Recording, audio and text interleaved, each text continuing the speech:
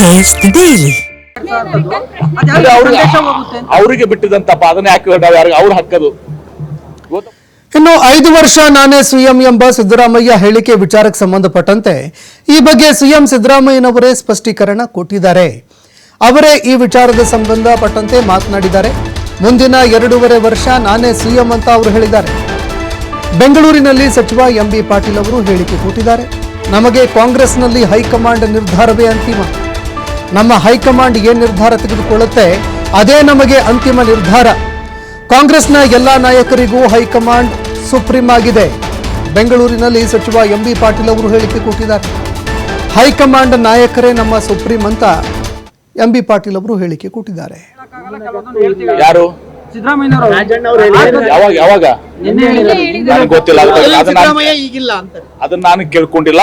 ಅದು ಯಾವ ರೀತಿ ಅವರು KN ರಾಜಣ್ಣ ಅವರು ಹೇಳಿದ್ದಾರೆ, ಅವ್ರ ಹಿರಿಯರು ಅವ್ರು ಯಾವ ರೀತಿ ಹೇಳಿದಾರೆ ಅದಕ್ಕೆ ಹೇಳಿದಾರೆ ನನ್ಗೆ ಗೊತ್ತಿಲ್ಲ.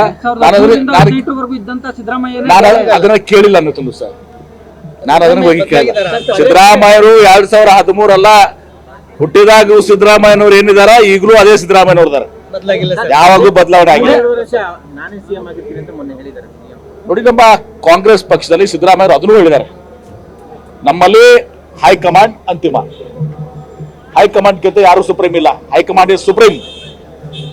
ಸಿದ್ದರಾಮಯ್ಯರಿಗೂ ಸುಪ್ರೀಂ, DK ಶಿವಕುಮಾರ್ ಅವ್ರಿಗೂ ಸುಪ್ರೀಂ, ಎಂಬಿ ಪಾಟೀಲ್ಗೂ ಸುಪ್ರೀಂ, ಜಮೀರ್ ಅವ್ರಿಗೂ ಸುಪ್ರೀಂ, ಎಲ್ಲರಿಗೂ ಸುಪ್ರೀಂ.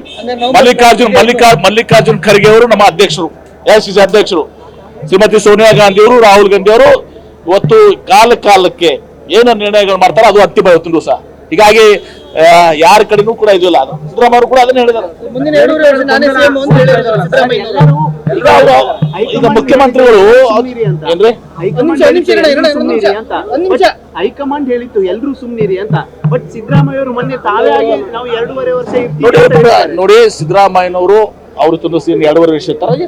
ನಿಶ್ಚಿತವಾಗಿ ಅವರು ಆ ಹೇಳಿಕೆಯನ್ನು ಕೊಟ್ಟಿದ್ದಾರೆ. ಅವರು 2.5 ವರ್ಷದಿಂದ ಮುಂದುವರ್ತಾರೆ, 2.5 ವರ್ಷ ಮುಂದುವರಿತಾರೆ.